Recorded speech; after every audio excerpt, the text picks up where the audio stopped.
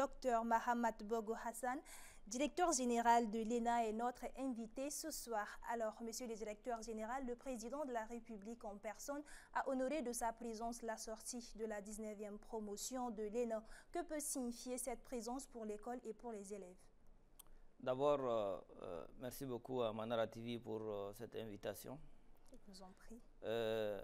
Hier, on a eu l'immense honneur d'assister à la cérémonie de sortie de la 19e promotion, présidée personnellement donc, par le maréchal du Tchad, Mamadou Idriss Déby Itno.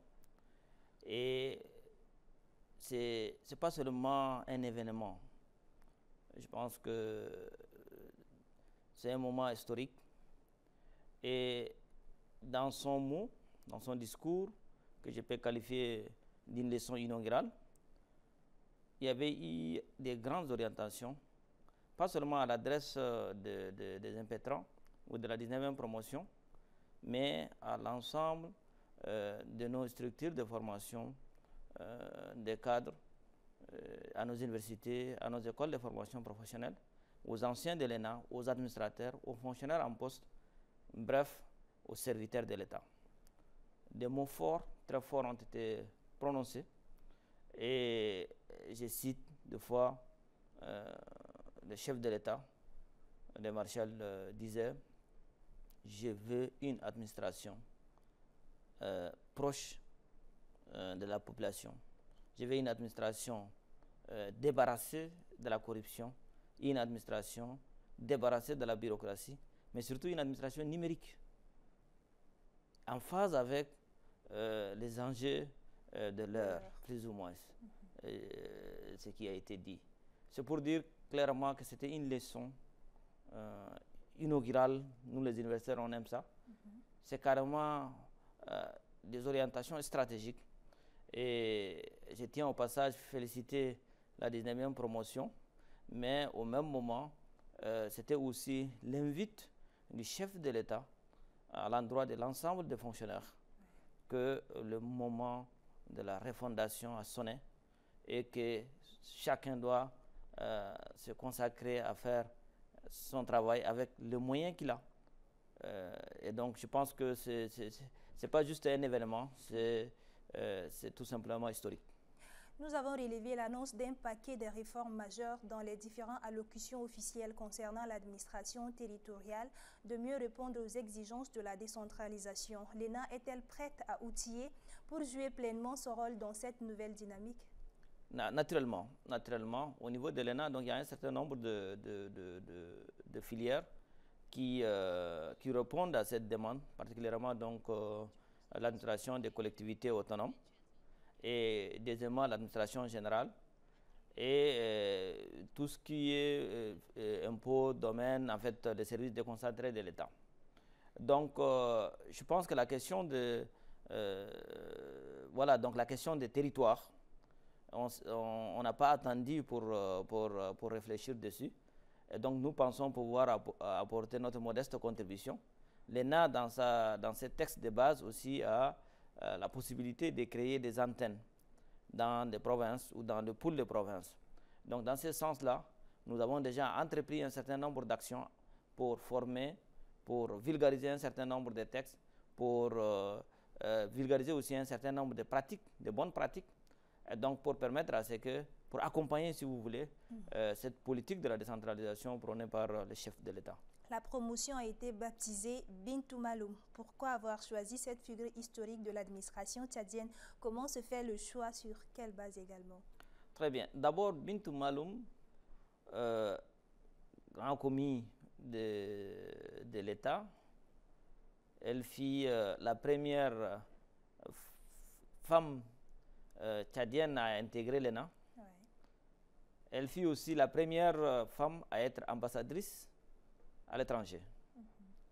Plusieurs fois ministre, elle incarnait en même temps cette excellence conjuguée au féminin, si vous voulez, et vraiment méritante.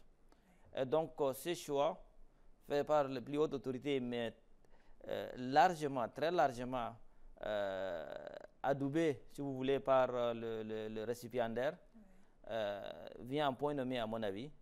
Et je pense que l'élan dans lequel cette promotion se lance et que voilà donc ces noms-là cadrent très bien avec, voilà, la dynamique dans laquelle on y va. Et donc je tiens aussi à féliciter les parents biologiques et les amis de la défunte Bintou Maloum, et que vivement que son œuvre, voilà, ça inspire les jeunes, cette promotion, mais aussi d'autres promotions. Voilà. Comment l'ENA compte-t-elle traduire concrètement dans les faits les orientations ou recommandations faites par le président lors de la cérémonie? Naturellement, donc l'ENA a un plan d'action, et autour de ces plans d'action aussi, il y a un certain nombre d'actions concrètes qu'on doit entreprendre. On avait une politique qui a été voilà, donc amorcée il y a un certain temps. Maintenant qu'on a un boussole très clair, on fera en sorte que, avec le soutien du président naturellement, mais avec des orientations, c'est un cahier des charges, hein, je vous le dis très clairement. Pour nous, on le voit comme un cahier des charges, et on est plus qu'honoré de traduire ces cahiers des charges. Il y aura beaucoup de défis, et on est prêt à affronter ces défis-là. Nous pensons qu'on a aussi quelques atouts. On a un management qui est assis. Au top. Je peux dire c'est un management qui est bien installé. Je suis le dernier à venir à l'ENA. Donc, en ma qualité de directeur général, j'ai 18 mois, je n'ai pas changé même un chef de service. D'accord. Ce sont des gens qui connaissent l'ENA, certains qui sont là depuis 11 ans, d'autres depuis 6 ans. Oui, ils connaissent la maison, ils connaissent les défis de la maison, ils connaissent là où on va. Et je pense que je suis très rassuré. Vous avez besoin d'eux pour la continuité. Il y a aussi des jeunes et aussi des moins jeunes, certains qui ont fait 30 ans, et vraiment c'est un avantage aussi d'être dans cette équipe. Et donc honnêtement, je suis très rassuré. Je ne suis pas aussi de ceux qui disent on n'a pas de moyens, on doit créer les moyens. On doit faire aussi avec les moyens du bord. On doit aller en profondeur dans les territoires, et je pense qu'on est bien lancé. Le mois d'août, on va breaker un peu, mais vivement que avec l'aide dédiée, donc au mois de septembre, vous allez voir que voilà, donc on va commencer à exécuter les cahiers des charges qu'on a eu entre guillemets hier. Alors restons toujours dans la cérémonie. Elle a vu la participation des partenaires des institutions. Quel écho avez-vous reçu d'eux? En réalité, l'ENA quand même, c'est une structure donc de formation. Et qui dit formation, donc, dit aussi l'ouverture, le partenariat. On a des partenaires stratégiques, et ces partenaires-là, ils sont divers, variés. On a fait en sorte qu'ils assistent avec nous. Voilà. Et ceux qui ont eu le temps ont assisté, du moins ceux qui sont en N'Djamena. Et le retour qu'on a eu est positif, mais avec ces partenaires qui majoritairement ont les mêmes objectifs, d'accompagner les Tchad vers cette refondation voulue, assumée par le chef de l'État. Donc nous pensons qu'on est dans une dynamique positive, et nous sommes prêts voilà, donc, à affronter cela. Quels dispositifs sont mis en place pour assurer une bonne insertion des lauréats de cette 19e promotion dans l'administration publique? D'abord, le texte de l'ENA stipule que dès que l'élève est admis au concours, ils seront automatiquement recrutés à la fonction publique à la fin de leur formation. Il y a un certain nombre d'entre eux, ils sont autour de 35%, qui sont déjà des fonctionnaires, et le reste seront naturellement intégrés. Donc, et chacun, naturellement, dans son corps. Si vous avez fait l'inspection des finances ou l'inspection du travail, vous êtes plus ou moins fléché. Donc, moi, je pense qu'à ce niveau-là, ce n'est pas ça qui est quand même le défi. Le défi pour nous, c'est, le chef de l'État hier dans son discours le disait clairement, c'est le recyclage. On ne doit pas vraiment voilà, donc, estimer comme quoi ils ont fini et donc ils sont bagagés et c'est bon. Non, en fait, l'administration est bonne. Donc, on est plus dans une dynamique où ils doivent être en contact, et donc c'est pourquoi on a une association des anciens de l'ENA qui est très dynamique. Et donc, avec ces alumni-là, on va essayer de faire en sorte qu'il y ait un contact direct avec l'administration, de telle sorte qu'on avance sur d'être à jour par rapport aux défis. Mais sinon, leur réinsertion, je pense que c'est plus ou moins ça qui. Quels sont les principaux défis des nouveaux énarques dans un contexte actuel où l'administration tchadienne et le commandement territorial est l'objet de beaucoup de critiques? En réalité, les défis sont d'abord les défis d'ordre général, qui est pour tout administrateur. On est confronté à un certain nombre d'enjeux du moment. Et il y a aussi les défis spécifiques de nouveaux arrivés. Et le chef de l'État l'a dit hier aussi, on doit aussi se projeter dans les territoires. Et quand on dit le Tchad c'est un pays très vaste. Ouais. Et donc, une fois on te catapulte, par exemple, à l'arrière-pays, en face une population qui est dans la logique d'accepter l'autorité de l'État, mais en même temps qui doit être accompagné, qui est sur des questions de base, sur la question de l'éducation, de la santé, de la sécurité. L'énarque doit s'adapter très rapidement. Je crois donc que les défis sont énormes. À différents degrés, ils vont s'adapter. Mais ce qu'on attendait, et ils ont eu des formations, ils étaient mis sous pression pendant la formation militaire, par exemple, c'est-à-dire, comme ils sont en mission, ils doivent, avec les moyens qui seront mis à leur disposition, avec les enjeux de l'heure, ils doivent s'adapter et répondre promptement à l'attente des autorités. Donc, à ce niveau, je pense que généralement, l'expérience, ça s'acquiert. Ce n'est pas parce que tu es première ou premier de ta promotion que tu vas être un des meilleurs administrateurs sur le territoire. Non. C'est une autre étape. Et je suis confiant. Maintenant, l'objectif, c'est aussi, il faut bien les coacher, bien les encadrer, les orienter aussi, et un petit temps d'adaptation pour qu'ils prennent leur marque. Voilà. Alors, monsieur le directeur, le président de la République a insisté hier sur la nécessité d'organiser le concours d'entrée à l'ENA dans la plus grande transparence. Quelles mesures concrètes comptez-vous mettre en place pour garantir un processus équitable et crédible lors des prochains concours? L'orientation est très claire. Hein? Donc, on doit faire un concours transparent, juste et équitable. Les textes, on va les appliquer à la lettre. L'opérateur qui nous aide aujourd'hui pour organiser ce concours, je parle sous le contrôle du jury bien sûr, c'est l'ONEX, qui a une bonne expérience, très bonne expérience, toute la crédibilité du concours. Il y a un certain nombre de pratiques usuelles de l'ONEX qu'on va appliquer. La confidentialité des sujets, la double correction, voilà, donc anonymer aussi les candidatures. Et je pense qu'on a tout l'arsenal, si vous voulez, et l'expérience pour faire en sorte que le concours soit crédible et transparent. Et donc, ça, première étape. Deuxième étape, il est aussi très important, je profite vraiment du micro pour dire, il est aussi très important d'avertir nos populations qu'il y a beaucoup d'arnaqueurs, il y a beaucoup de voyous qui tournent autour du concours pour dire que voilà, donc on peut faire ça. Je pense qu'il faut vraiment beaucoup communiquer pour dire que ce ne sont que des arnaqueurs. Il y aura tous ceux qui pensent qu'ils vont, par un autre trichement, entrer à l'ENA. Je pense qu'ils sont en train de se tromper. Et aussi tous ceux qui seront rapprochés par des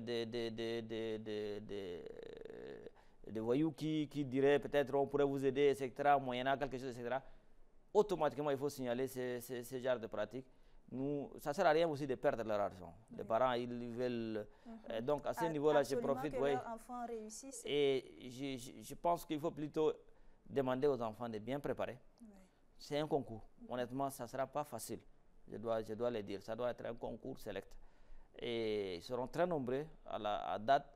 Ils sont autour de déjà des milliers à déjà déposé. Hier, heureusement, donc, le chef de l'État a augmenté, si vous voulez, entre guillemets, la date. Donc, non pas la date, le nombre. Avant le conseil d'administration, on était parti pour recruter 200.